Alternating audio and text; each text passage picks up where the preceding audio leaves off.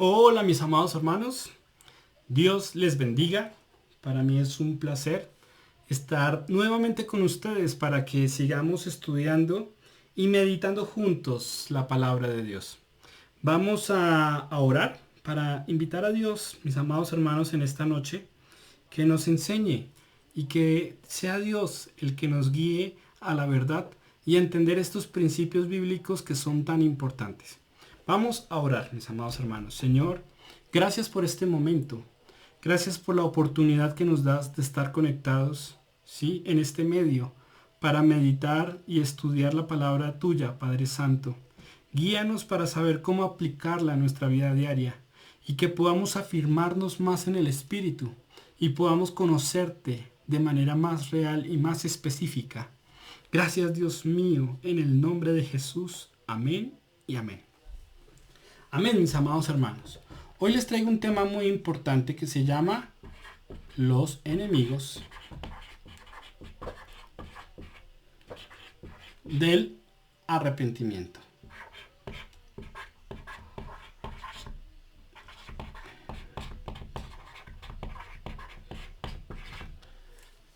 Amén.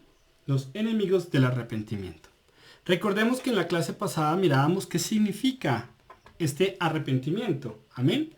Y lo estudiábamos, mis amados hermanos, como aquel trayecto que está entre la ciudad de la destrucción, ¿sí?, y el camino de salvación.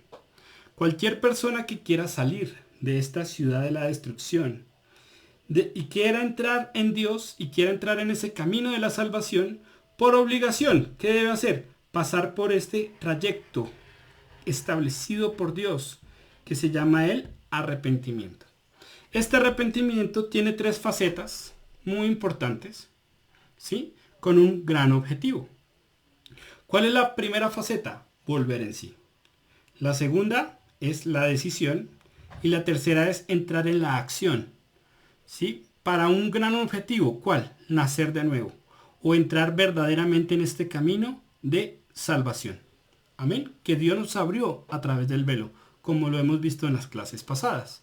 Por lo tanto, mis amados hermanos, cuando alguien de la ciudad de la destrucción por voluntad propia decide caminar este camino del genuino arrepentimiento y logra entrar en este camino de salvación, debe hacer un símbolo público para testimonio ante Dios y testimonio ante los hombres. Amén. Un testimonio público de que ha renunciado al pecado y de que ha decidido de corazón seguir a Dios en obediencia por medio de Cristo hasta llegar a Dios. Este testimonio público de la decisión y de haber pasado por un genuino arrepentimiento se llama, ¿cómo?, el bautismo de Juan, que es cuando el hombre baja al agua y sube del agua, y como lo vimos en la clase pasada, símbolo de haber muerto con Cristo y resucitado con Él. Ya no para seguir más el pecado, sino ahora para seguir la justicia, es decir, andar en obediencia delante de Dios. Amén. Entonces, mis amados hermanos, es imposible que una persona en la ciudad de la destrucción pueda entrar en este camino de salvación si no pasa por un genuino arrepentimiento. Entonces, para que estas personas que están en la ciudad de la destrucción, que son esclavas del imperio de la muerte, puedan entrar en un genuino arrepentimiento, tienen que cuidarse. ¿Tienen que cuidarse de qué? De algunos enemigos que no quieren permitir que las personas entren en ese arrepentimiento. Entonces, voy a mostrarles, mis amados hermanos,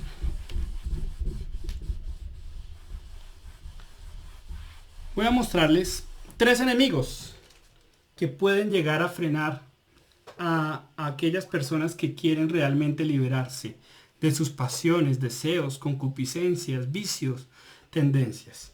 Entonces, mis amados hermanos, una de ellas de las que tenemos que tener mucho cuidado es la culpa. Amén. ¿Por qué la culpa? Porque, ¿qué significa la culpa, mis amados hermanos? La culpa son aquellas faltas o delitos que cometimos voluntariamente y que nos afecta la conciencia.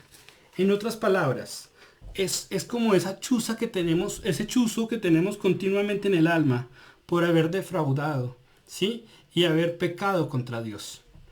Y esa culpa, mis amados hermanos, puede convertirse en un ángulo positivo o en un ángulo negativo.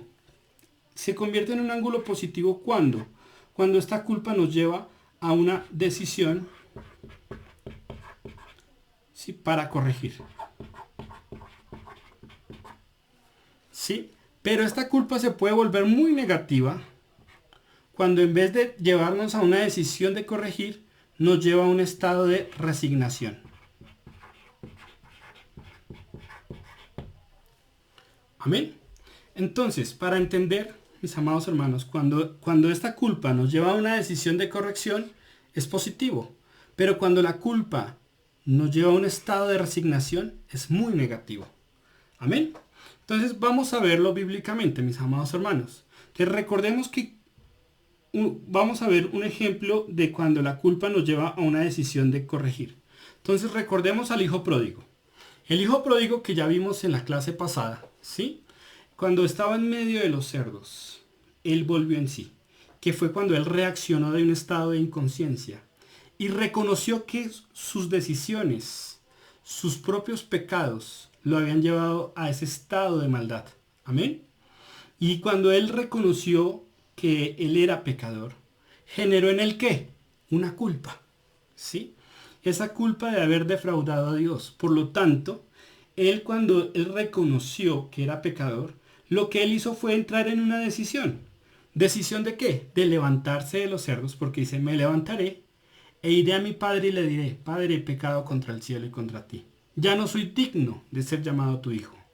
Entonces, ¿qué hizo él? Humilló su corazón, ¿sí? Y decidió de corazón levantarse de los cerdos y corregir, con un corazón contrito y humillado. Y cuando él entró en la acción, porque dice que levantándose fue hacia su padre, ¿sí? Entonces, cuando él entró en la acción, el padre corrió hacia él. Y en medio de esta acción fue cuando el hijo pródigo encontró la ayuda de Dios. Porque Dios corrió hacia él y le dio un abrazo y le dio un beso. Y lo volvió a aceptar en su casa como hijo, ¿sí? Y le cambió su vestido, sus harapos. Lo bañó, lo vistió, lo calzó y le dio un anillo en su mano, ¿sí? Y desde entonces este hijo pródigo, ¿sí?, ya no más tenía culpa, porque cuando el hombre entra en el camino de Dios, que él abrió a través del velo, que como hemos visto en los videos pasados, Cristo tuvo que hacer una inmensa obra para poder abrir este camino, ¿sí? Cuando el hombre entra en este camino de salvación, este hombre alcanza uno de los primeros propósitos que Dios tenía en la cruz, que era lo que conocimos como la expiación. Esto lo vimos en los videos pasados. Recordemos que la expiación tiene dos propósitos importantes. Uno, la purificación. Y dos, la reconciliación.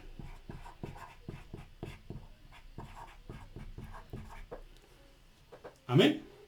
Entonces, mis amados hermanos, cuando el hijo pródigo logró entrar nuevamente a la casa y ser aceptado como hijo, Dios lo purificó y Dios lo reconcilió nuevamente como hijo, ¿sí? Es decir, lo perdonó.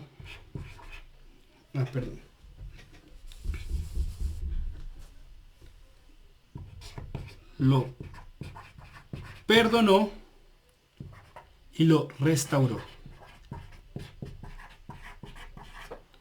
¿Por qué lo restauró, mis amados hermanos? Porque aquel hijo que había muerto, que estaba muerto en sus delitos y pecados, había revivido.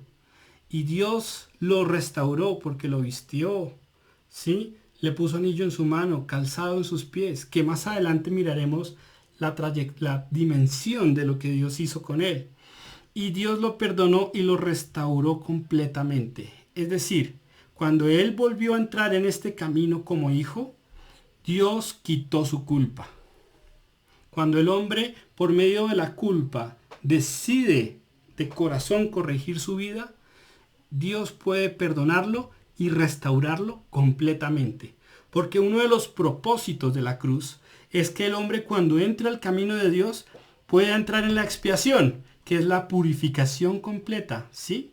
Y la reconciliación nuevamente con el Padre. Amén. Quiero mostrarles un ejemplo. Miren, hermanos, vamos a recordar Hebreos capítulo 9. Hebreos capítulo 9, ¿sí? El versículo 13 y 14. Amén. Hebreos 9, 13 y 14. ¿Qué dice la palabra de Dios?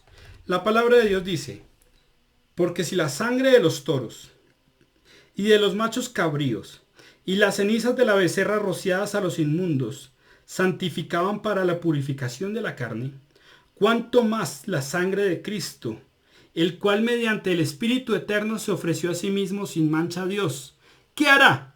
Limpiará vuestras conciencias de obras muertas para que sirváis al Dios vivo.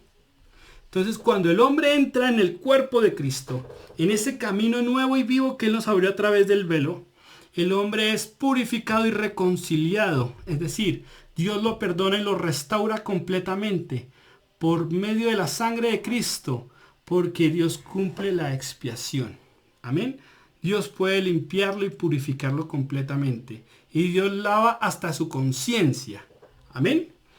Por eso, cuando el hombre, por medio de esta culpa, decide corregir como el hijo pródigo y actuar dejando esos cerdos y caminar hacia el Padre, ¿sí? Este hombre puede ser perdonado y restaurado. Entonces, mis amados hermanos, desde este punto, la culpa, ¿sí? O este sentimiento que el hombre recibe cuando reconoce que es pecador, ¿sí? Se desencadena en una decisión para corregir, se vuelve positivo. Pero cuando este sentimiento de haber ofendido a Dios entra en un estado de resignación, se vuelve muy negativo, que también pasa. Y es algo que quiero mostrarle a los hermanos, porque uno de los enemigos que no nos deja salir de la ciudad de la destrucción y entrar en este genuino arrepentimiento es esto: la resignación que viene por la culpa. Amén. Quiero mostrárselos con un ejemplo. Quiero invitarlos a Jeremías capítulo 18. Y quiero que miremos, hermanos, cómo Dios le habla a este pueblo. Y Dios le advierte a este pueblo. Amén. En Jeremías capítulo 18, ¿sí? Vamos a leer desde el versículo 5. Aquí Dios le habla al profeta. Y Dios manda al profeta a la casa del alfarero. Y el alfarero estaba en la rueda haciendo una vasija de barro, pero esa vasija se echó a perder. Y Dios le da una enseñanza al profeta con respecto a esto. Miren el capítulo 18, versículo 5. Dice la palabra de Dios: entonces vino a mí palabra de Jehová diciendo: ¿no podré yo hacer de vosotros como este alfarero, oh casa de Israel? Dice Jehová. He aquí que como el barro en la mano del alfarero, así sois vosotros en mi mano, oh casa de Israel. Entonces, ¿qué enseñanza estaba dándole Dios? Que aunque esa vasija de barro se echó a perder, Dios es lo suficientemente poderoso para hacer una nueva. ¿Qué quiere decir? Que no importa qué tantos errores tengas o qué tantos errores tengamos, por decirlo así, Dios es lo suficientemente poderoso para restaurarnos, perdonarnos, purificarnos y reconciliarnos con Dios. Amén. Porque Él es poderoso para hacer una obra nueva. Por eso el que está en Cristo, nueva criatura es. Las cosas viejas pasaron, son hechas todas nuevas, dice la Biblia. Amén. Entonces Dios le hablaba aquí al pueblo en el capítulo 18. Miren el versículo del 8 al 10. Los versículos del 8 al 10. Y Dios les advierte, miren: pero si esos pueblos se convirtieren de su maldad contra la cual hablé, yo me arrepentiré del mal que había pensado hacerles. Y en un instante hablaré de la gente y del reino para edificar y para plantar. Pero si hiciere lo malo delante de mis ojos, no oyendo a mi voz, me arrepentiré del bien que había pensado hacerles. Entonces, ¿qué estaba diciéndoles Dios? Si ustedes como un pueblo pecador están dispuestos a pasar por un genuino arrepentimiento, es decir, corregir, convertirse, darle la espalda a eso que ofende a Dios y caminar por este genuino arrepentimiento, van a venir días buenos. Pero si ustedes no quieren entrar en este genuino arrepentimiento, si no quieren coger hacia el otro camino, que es de maldad, van a venir cosas muy malas. ¿Por qué? Porque la paga del pecado es muerte. Y Dios quería hacerles bien, pero hay leyes que, como vimos en los videos pasados, Dios no pasa por encima de ellas. Y esa ley es el pecado. Cuando hay pecado, el imperio de muerte tiene derecho. Y no viene jugando. Amén. Entonces, ¿qué pasó con Jerusalén? Jerusalén, en vez de tomar una decisión de corregir, entró ¿en qué? En un estado de ¿qué? De resignación. Amén. Entonces, mírenlo. Miren el versículo 12, mis amados hermanos. Miren el versículo 12. ¿Qué dice la palabra de Dios? Y dijeron, es en vano, porque en pos de nuestros ídolos iremos, y haremos cada uno el pensamiento de nuestro malvado corazón. Entonces, ¿qué le dijeron a Dios?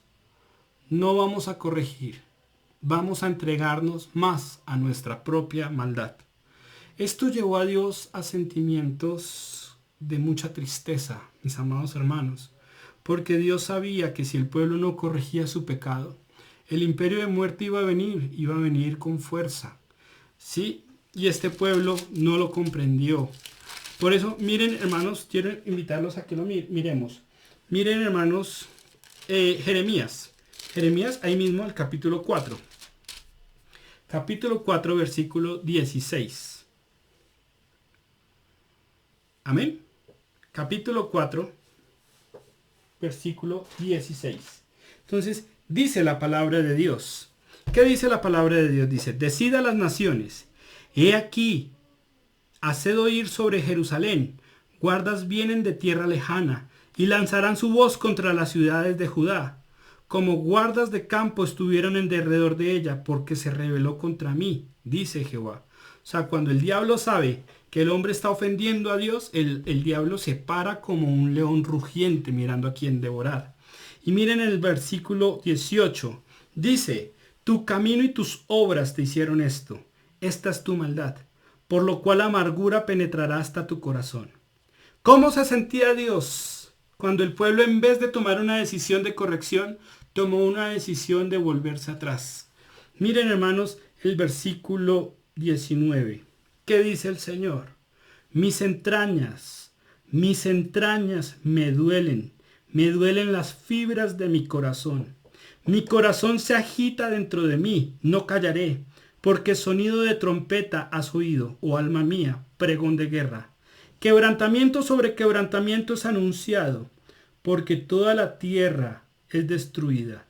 De repente son destruidas mis tiendas, en un momento mis cortinas. ¿Hasta cuándo he de ver bandera y he de oír sonido de trompeta? O sea, ¿hasta cuándo he de ver que destruyan a mi propio pueblo? Y esto lo decía Dios. Por eso miren el 22. ¿Por qué causa? Porque mi pueblo es necio. No me conocieron. Son hijos ignorantes. Y no son entendidos. Sabios para hacer el mal. Pero para hacer el bien, ¿qué dice? No supieron. Entonces el sentimiento de Dios, mis amados hermanos, cuando el hombre reconoce que es pecador, pero no toma una decisión de corrección, sino se resigna a esas circunstancias de pecado, el sentimiento de Dios es muy doloroso. ¿Qué es resignación, mis amados hermanos? ¿Qué significa resignarse? Es cuando el hombre acepta y se conforma a una situación perjudicial. ¿Sí? Es decir, es como si el hijo pródigo hubiera dicho, no, estoy aquí en medio de los cerdos por mi culpa y Dios no me va a oír. Ya soy demasiado imperfecto para que Dios me perdone, para que Dios me vuelva a recibir. Ya, ¿para qué oro si ya soy demasiado pecador? Hermanos, eso es lo que el diablo nos quiere colocar. ¿Para qué? Para que esta culpa, en vez de tomar un camino positivo, tome un camino negativo. Lo que el diablo no te dice es que el que no escatimone a su propio hijo en la cruz, ¿no nos dará con él todas las cosas? Lo que el diablo no dice es que él es poderoso para levantar aún de entre los muertos, ¿sí? Al que cree en él. Por eso dice, yo soy la resurrección y la vida. El que cree en mí, aunque esté muerto, vivirá. Amén. Entonces, mis amados hermanos, todo lo podemos en Cristo que nos fortalece. Pero si el hombre, en vez de tomar una decisión de corregir, se resigna a sus circunstancias y se entrega a ellas, el diablo no lo perdona. ¿Cómo terminó el pueblo de Jerusalén?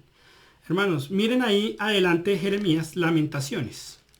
Vamos al libro de Lamentaciones. El libro de Lamentaciones son las lamentaciones de Jeremías, que era el profeta. Amén. ¿Por qué las lamentaciones? Porque, hermanos, fue un pueblo que no quiso corregir. Y sus circunstancias por el pecado, el diablo no los perdonó, los volvió pedazos. ¿Sí? Por eso miren el capítulo 1, el versículo 2. Capítulo 1, versículo 2. Dice la palabra de Dios. Amargamente llora en la noche. Está hablando de Jerusalén. Aquí toma a Jerusalén como una mujer. Amén. Amargamente llora en la noche, y sus lágrimas están en sus mejillas. No tiene quien la consuele de todos sus amantes.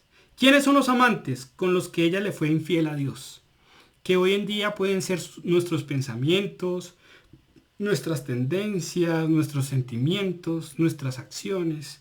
Esos amantes que al principio aparecen ser muy tiernos. Pero ¿qué pasó? Todos sus amigos le faltaron. Cuando llegó el momento de la angustia, ya no había amigos. ¿Qué pasó? Se le volvieron enemigos. O sea que sus propios amantes fueron los que la destruyeron, la volvieron pedazos. Los hermanos pueden ver en contexto capítulo 16. Bueno, los hermanos pueden estudiarlo. ¿Y qué pasó? Miren el versículo 8. Dice, pecado cometió Jerusalén, por lo cual ella ha sido removida. Todos los que la honraban la han menospreciado. Ya no la honran, la menosprecian. Porque vieron su vergüenza. ¿Y ella qué hace? ¿Corrige? No. Miren, ¿qué dice la Biblia? Y ella suspira y se vuelve atrás. Entonces, en vez de ella tomar una decisión de corrección y una acción que la lleve a la salvación, lo que ella hace es suspirar y volverse atrás.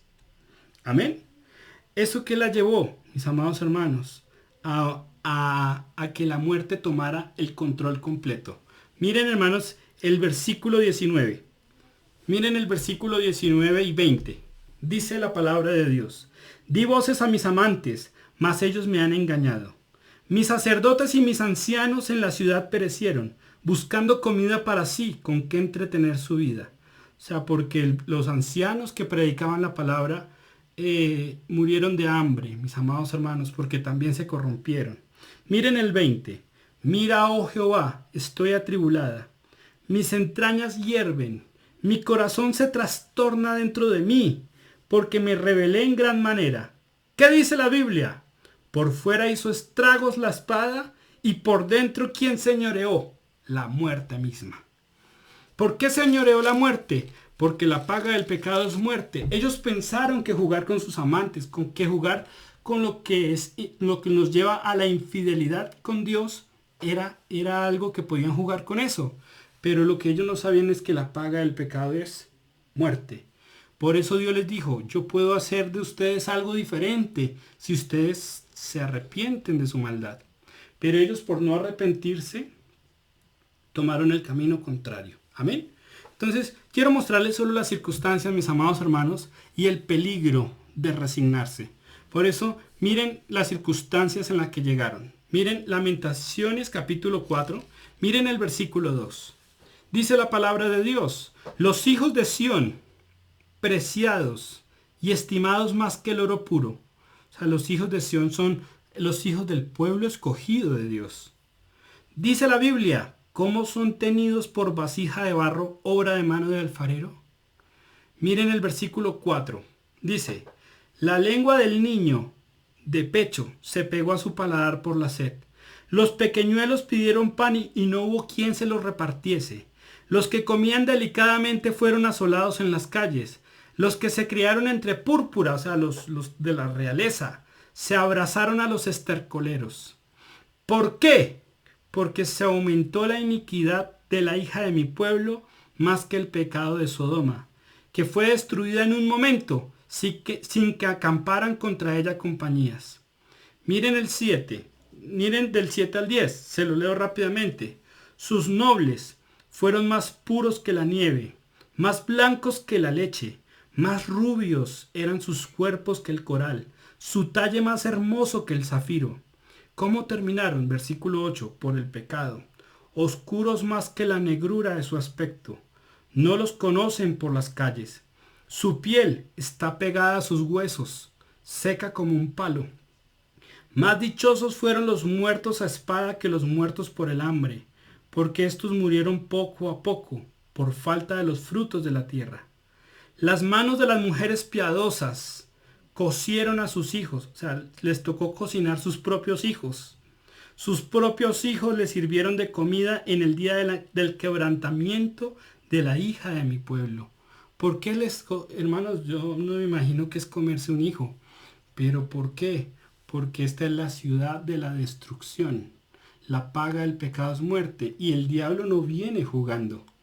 Entonces, cuando Dios mandó su propio Hijo a morir en la cruz y a derramar su sangre en una cruz para darnos esperanza, para traernos salvación, no fue porque sí, fue porque Dios conoce el camino de aquellos que están fuera de Dios. Amén.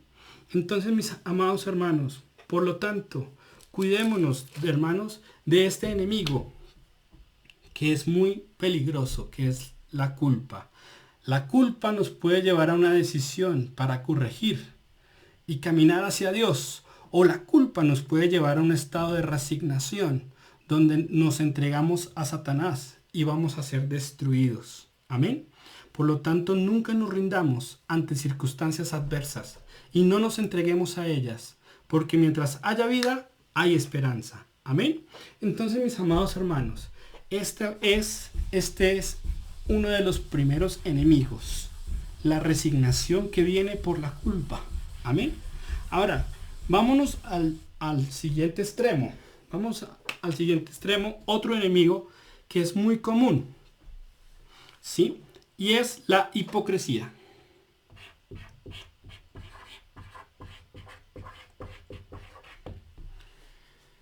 La hipocresía, mis amados hermanos. ¿Qué significa un hipócrita?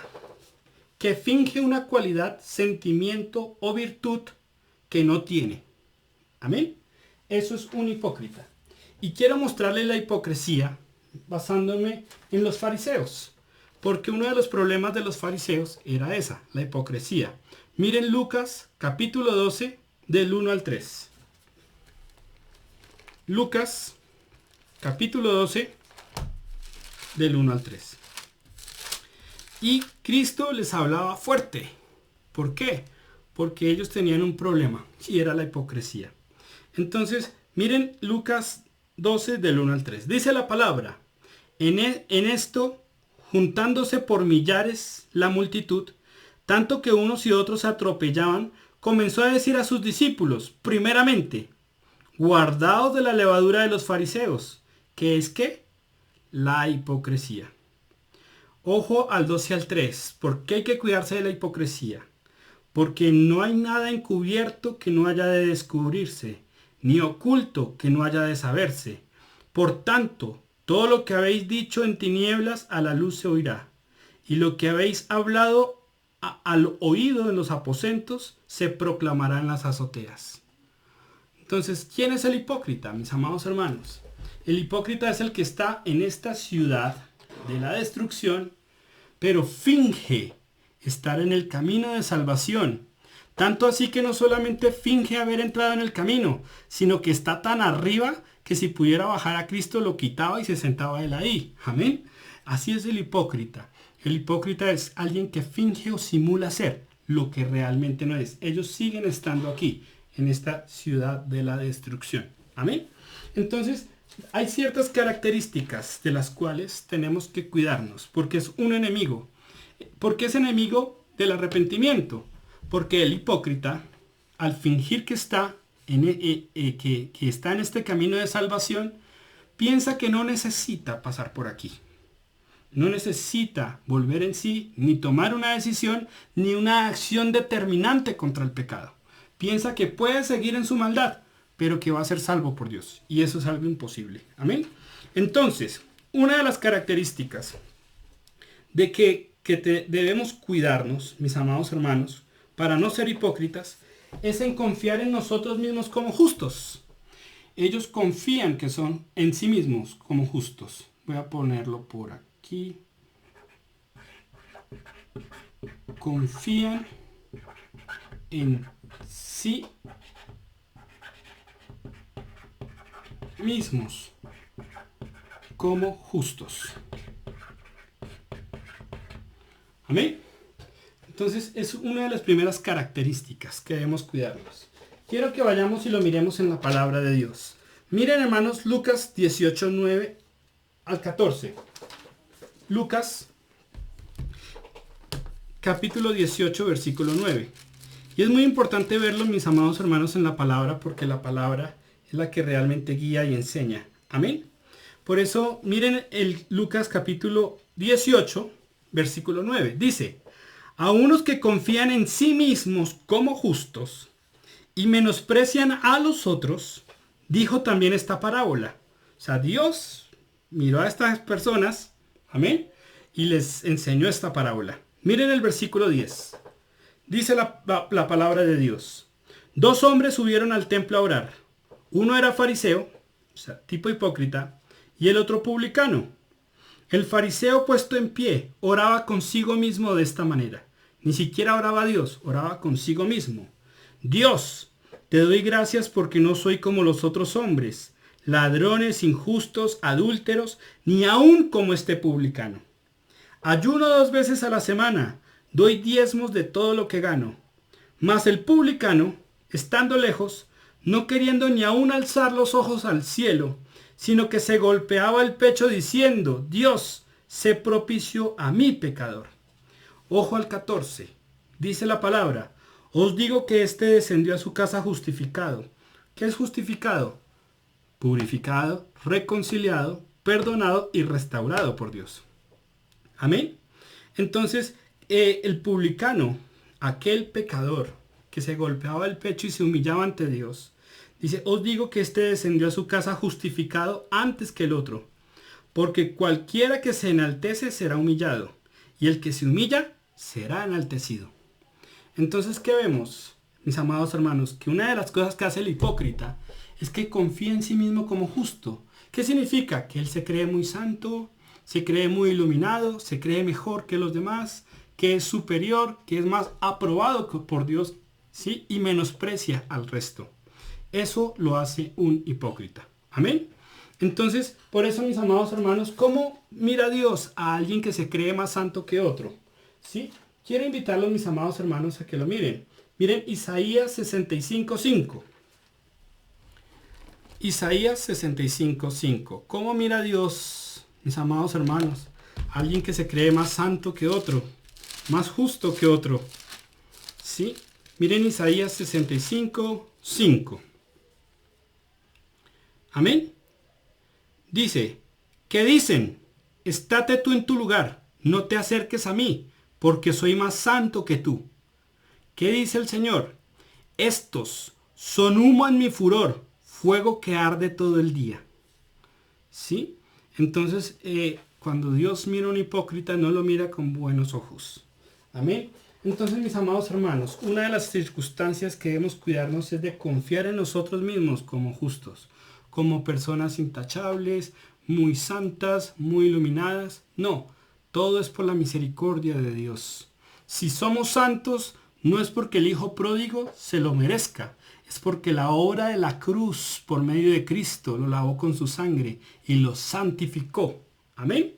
Entonces, mis amados hermanos, otra característica de un hipócrita es ser lisonjero y adulador. Voy a ponerlo aquí.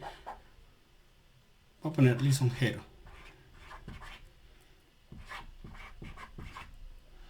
Lisonjero o adulador. Amén. Entonces, ¿por qué lisonjero? Miren, hermanos, Mateo capítulo 22, versículo 15. Mateo capítulo 22, versículo 15. Es algo que debemos cuidarnos. Porque recuerden, el hipócrita es el que piensa estar aquí, pero sigue acá y en un peor estado. Amén. Por eso dice el capítulo 22 de Mateo, versículo 15. Mire lo que dice la palabra. Quiero mostrarles cómo adulan. ¿Qué es ser lisonjero? ¿Qué es ser adulador? Exaltar a una persona con doble intención, para propósito o beneficio propio. Amén. Por eso miren el capítulo 22, versículo 15. Dice, entonces se fueron los fariseos y consultaron cómo sorprenderle en alguna palabra. Y le enviaron los discípulos de ellos con los herodianos diciendo, Maestro, sabemos que eres amante de la verdad. Miren cómo le hablaban a Cristo, como si creyeran en realidad eso. Y que enseñas con verdad el camino de Dios. Y que no te cuidas de nadie, porque no miras la apariencia de los hombres. Y miren lo que le dijeron. Dinos pues, ¿qué te parece? ¿Es lícito dar tributo al César o no? Que ellos querían tentarle y ponerle una red a Dios para que él cayera en esa red y pudiera ser acusado por el César. Sin embargo, ¿qué le dijo Dios? Versículo 19. Mostradme la moneda del tributo. Y ellos le presentaron un denario. Entonces les dijo, ¿de quién es esta imagen y su inscripción? Le dijeron, de César. Y él les dijo, dad al César lo que es del César y a Dios lo que es de Dios. Entonces Dios con mucha sabiduría los trató, pero también los trataba fuerte. ¿Por qué? Porque eran personas con malas intenciones, con dobles intenciones. Entonces, ¿qué pasa? La lisonja, mis amados hermanos, esa exaltación a una persona con doble intención es algo que Dios mira con desprecio. Amén. Por eso, miren hermanos, Proverbios 29:5. Proverbios 29:5, que me parece que es un principio. Recuerden que los proverbios es para dar sabiduría y cordura al hombre. Amén. Entonces, Proverbios 29:5 dice, el hombre que lisonjea a su prójimo retiende delante de sus pasos. Que Dios nos dé sabiduría. Amén. Entonces, mis amados hermanos, otra cosa que tienen los hipócritas es un corazón malvado.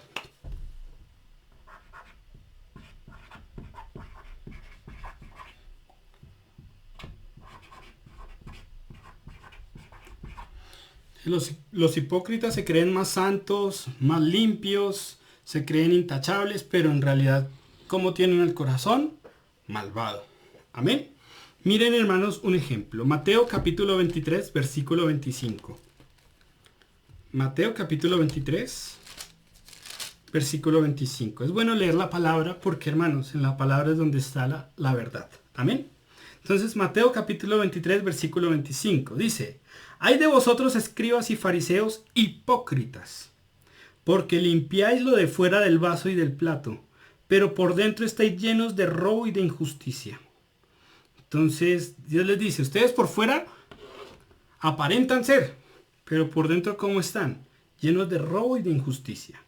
Versículo 26. Fariseo ciego, limpia primero lo de dentro del vaso y del plato, para que también lo de fuera sea limpio. Entonces, ¿cuál fue el consejo de Dios? Para poder ser agradable a Dios y salir de esta ciudad de la destrucción, hay que empezar por adentro, antes que por afuera. Hay que empezar a corregir, tomar una decisión y empezar a actuar conforme a la voluntad de Dios. Por eso dice versículo 27, hay de vosotros escribas y fariseos hipócritas, porque sois semejantes a sepulcros blanqueados, que por fuera a la verdad se muestran hermosos, mas por dentro estáis llenos de huesos de muertos y de toda injusticia. Así también vosotros por fuera, a la verdad, os mostráis justos a los hombres, pero por dentro estáis llenos de hipocresía e iniquidad. Entonces vemos claramente que su corazón, como Dios lo describe, está lleno de robo y de injusticia, ¿sí? Y que aparentan ser hermosos, pero son como sepulcros blanqueados. Amén. Y otra cosa, por último, mis amados hermanos, porque son muchas cosas, amén, pero pues el objetivo es entenderlo. Les gusta hablar de mal de su prójimo. Les gusta hablar mal de su prójimo, que la Biblia a esto le llama murmuración.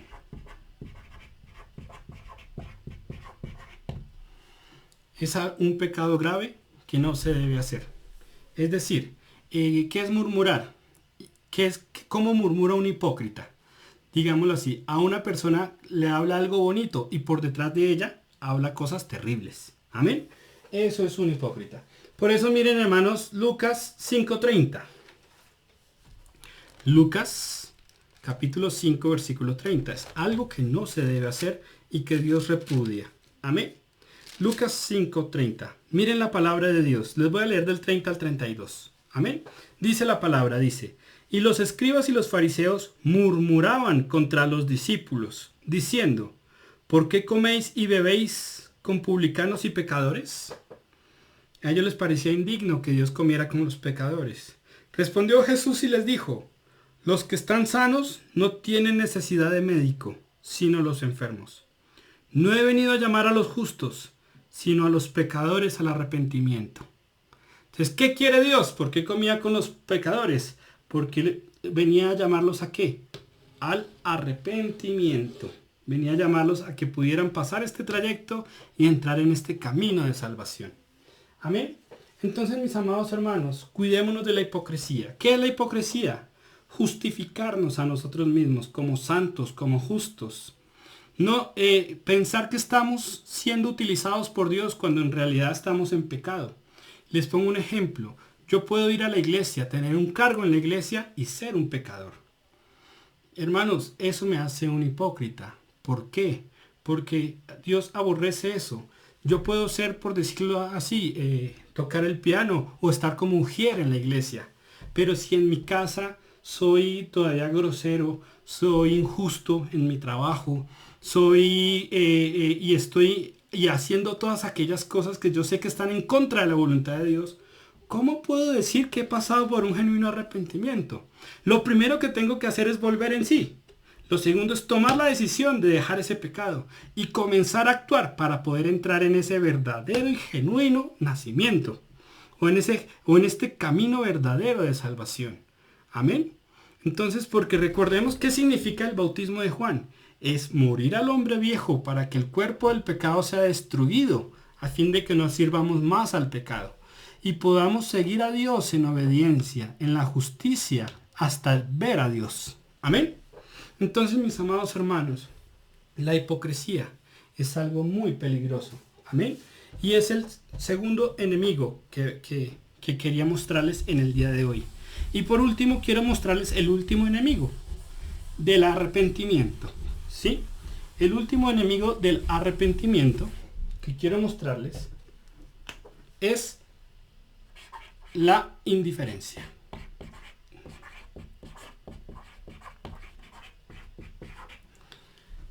Quiero mostrarles la indiferencia. ¿Cuál es el hombre indiferente? ¿O qué significa ser indiferente, mis amados hermanos? La indiferencia es que no muestra una actitud positiva ni negativa ante ninguna cosa en específico.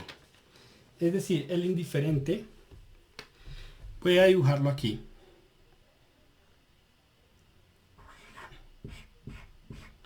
El indiferente no va a la iglesia porque no quiere ser considerado religioso.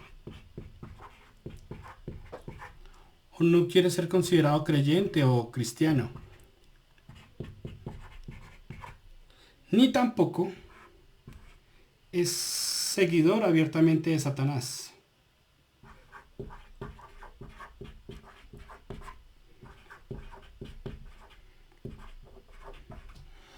Amén. Y esta persona que es indiferente se cree moralmente aceptada por la sociedad, ¿sí? Es decir, cree que en este estado de indiferencia, que ni sigue a Satanás ni sigue a Dios, es una persona normal. Se considera en sí una persona normal, moralmente aceptada por una sociedad. Hermanos, estas personas indiferentes nunca salen de esta ciudad de la destrucción. Por lo tanto, su objetivo va a ser el mismo que el que sigue a Satanás. La única esperanza de salvación es una: Cristo. Amén. Por eso la Biblia dice, solo hay dos caminos, no tres. Solo hay dos. O estás con uno o estás con el otro. Pero tienes que tomar una decisión. Pero el indiferente es aquel que se para como en la mitad y quiere ser una persona normal. No quiere problemas ni de un lado ni del otro. Amén. Entonces, mis amados hermanos, quiero mostrarles un ejemplo rápidamente. ¿Sí? Entonces, quiero invitarlos, mis amados hermanos, a Hechos 24:24. Hechos, capítulo 24, versículo 24.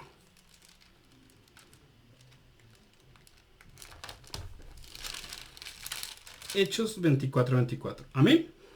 Y quiero mostrarles el ejemplo del apóstol Pablo. El apóstol Pablo fue acusado por los ancianos del pueblo y los sacerdotes por predicar a Cristo. Y lo llevaron ante un hombre, mis amados hermanos, que se llamaba Félix.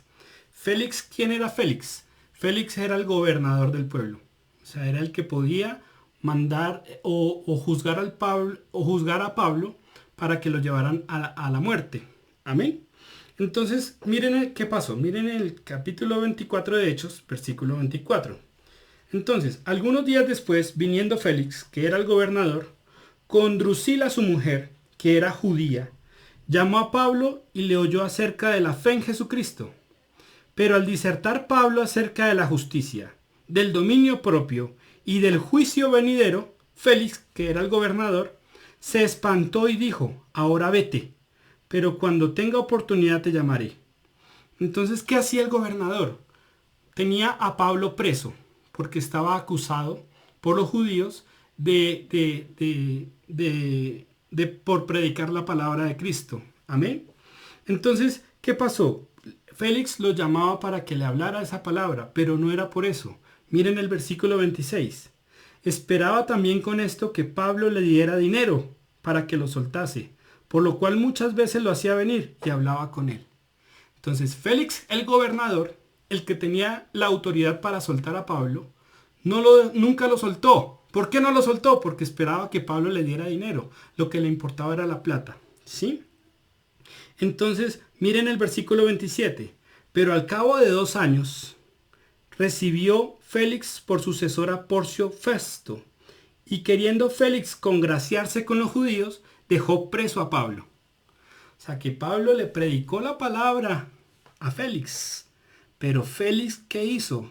Félix nunca decidió arrepentirse. Por el contrario, ni tampoco era considerado un seguidor de Satanás, pero era esa persona normal.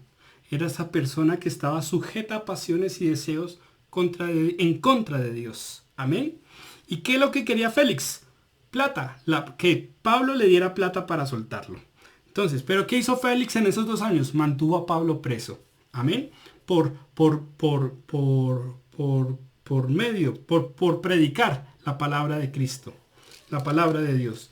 Entonces, después sucedió ¿quién? Festo. ¿Quién era Festo? El que había sucedido como gobernador a Félix. Y Festo habló con el rey Agripa. Y tanto Festo como Agripa, entonces Pablo les predicó. Miren el versículo 26. ¿Sí? Entonces leamos solo los títulos. Dice, defensa de Pablo ante Agripa. Después Pablo les habló cómo era su vida anteriormente. ¿Sí? Después les mostró que había sido perseguidor de la iglesia. Después les mostró cómo Dios lo había llamado y cómo Pablo relata su conversión. ¿Sí? Y quiero que vayamos al versículo 19. Cómo les habló Pablo al rey Agripa y al excelentísimo Festo, como le llamaban en ese tiempo. Miren el versículo 19. Por lo cual, oh rey Agripa, no fui rebelde a la visión celestial, sino que anuncié primeramente a los que están en Damasco y en Jerusalén y por toda la tierra de Judea y a los gentiles, que se arrepintiesen y se convirtiesen a Dios, haciendo obras dignas de arrepentimiento. Por causa de esto los judíos, prendiéndome en el templo, intentaron matarme, pero habiendo obtenido auxilio de Dios, persevero hasta el día de hoy, dando testimonio a pequeños y a grandes, no diciendo nada fuera de las cosas que los profetas y Moisés dijeron que habían de suceder, que el Cristo había de padecer, y ser el primero de la resurrección de los muertos, para anunciar luz al pueblo y a los gentiles. Ojo el versículo 24. Dice, diciendo él estas cosas, en su defensa, Festo a gran voz dijo, estás loco, Pablo, las muchas letras te vuelven loco. Mas él dijo, no estoy loco, excelentísimo Festo, sino que hablo palabras de verdad y de cordura. Pues el rey sabe estas cosas, delante de quien también hablo con toda confianza, porque no pienso que ignora nada de esto, pues no se ha hecho esto en algún rincón. Y le hace una pregunta al rey Agripa. Ojo al 27. ¿Crees, oh rey Agripa, a los profetas? Yo sé que crees. Versículo 28. Entonces Agripa dijo a Pablo, por poco me persuades a ser cristiano. Entonces, ¿por qué les leo esto, mis amados hermanos? Porque tanto Félix como Festo, como el rey Agripa, se les predicó el evangelio. Pero ni ellos no quisieron entrar, ¿sí?, en el camino de Dios. Ni tampoco eran considerados seguidores de Satanás, entre comillas, pero moralmente eran aceptados por una sociedad. ¿Qué pasa con estas personas? La Biblia nunca más vuelve a relatar su salvación o su conversión. Entonces, mis amados hermanos, ¿qué pasa con las personas? ¿Sí? ¿O qué pasa con esa indiferencia? Esta indiferencia hace que las personas pierdan la salvación. Miren San Juan capítulo 3, mis amados hermanos. Miren ahí en San Juan capítulo 3, el versículo 18. Dice la palabra de Dios. Amén. El que en él cree no es condenado, pero el que no cree ya ha sido condenado, porque no ha creído en el nombre del unigénito Hijo de Dios. Entonces el que se le predica la palabra y no cree, pues renuncia a la única salvación que tiene de su condenación eterna. Amén. Por eso dice el 19, y esta es la condenación, que la luz vino al mundo, y los hombres amaron más las tinieblas que la luz, porque sus obras eran malas.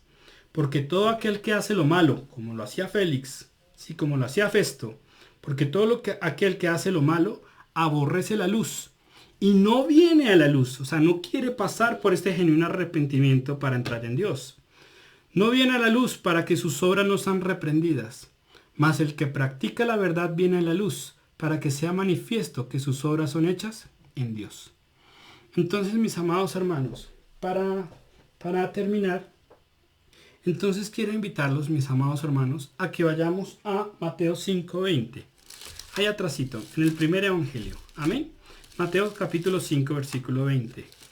¿Por qué les hablo de esto? Entonces entendamos claramente que hay tres enemigos de los cuales hay que tener mucho cuidado, que pueden mantenernos fuera del arrepentimiento genuino de Dios. Amén.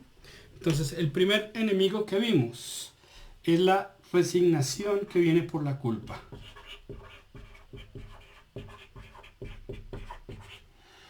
Cuando la acusación, nos autoacusamos a nosotros mismos, ¿sí? Y nos conformamos y nos entregamos a esas circunstancias que son perjudiciales, en vez de tomar una decisión de levantarnos y luchar. Amén. Entonces, esta resignación es muy peligrosa. Segunda, mis amados hermanos, que vimos que es muy importante. Ojo con la hipocresía. Creernos muy santos, muy aprobados por Dios, moralmente aceptados, ¿sí? Mis amados hermanos, recordemos que es Dios en nosotros la esperanza de gloria. Amén. La hipocresía es aquel que finge estar aquí, en el camino de salvación, pero que en realidad sigue estando, ¿sí?, en la ciudad de la destrucción y tiene un corazón malvado, es lisonjero, es marrullero, es murmurador, etc. Y el tercer, mis amados hermanos, y el tercer enemigo del arrepentimiento que no nos deja entrar en Dios es la indiferencia. Amén. Entonces vamos a terminar con Mateo 5:20. Amén. ¿Qué dice la palabra de Dios, mis amados hermanos? Entonces la palabra de Dios dice lo siguiente. En Mateo 5:20. Dice la palabra de Dios: porque os digo que si vuestra justicia no fuere mayor que la de los escribas y fariseos, no entraréis en el reino de los cielos. Por eso muchos los llamados y pocos los escogidos. Amemos a Dios, mis amados hermanos, y confiemos en Dios, que Él es como nos enseñó en el alfarero. Él puede hacer de nosotros una obra nueva. El que está en Cristo, nueva criatura es. Las cosas viejas pasaron y aquí son hechas todas nuevas. Amén. Entonces vamos a orar, mis amados hermanos, y a agradecer a Dios. Espero, ojalá que hayamos entendido. Muchas veces peleamos, tenemos que pelear contra estos enemigos y tenemos que vencerlos. Amén. El que se humilla será enaltecido y el que se enaltece será humillado. Señor, gracias por esta palabra. Gracias por estos momentos en que estudiamos, Señor, y podemos entender, Señor, más exactamente este camino de salvación. Ayúdanos para poder cumplir este genuino arrepentimiento. Que podamos renunciar al pecado, Señor. Que podamos renunciar a lo que te ofende, Señor. Porque tu palabra dice que si no hay arrepentimiento, no hay salvación. Pedro les decía, Señor, al pueblo, les decía arrepentidos y convertidos, ¿sí? Y para que venga del Señor tiempos de refrigerio, para que venga el Espíritu Santo. Señor, ayúdanos para comprender, Señor. Ayúdanos para, Señor, poder tener la valentía de levantarnos y pelear. Señor, porque queremos ver tu rostro, Padre Santo. Señor, tú eres capaz de limpiar aún nuestra conciencia. Eres capaz de hacer algo nuevo en nosotros. Señor, transforma nuestra vida. Moldéanos a ti, Señor. Queremos, Señor, ser parte de ti. Señor, ser aprobados por ti. Señor, ayúdanos a entender este camino de salvación. En el nombre de Jesús. Amén y amén. Mis amados hermanos, que Dios les bendiga.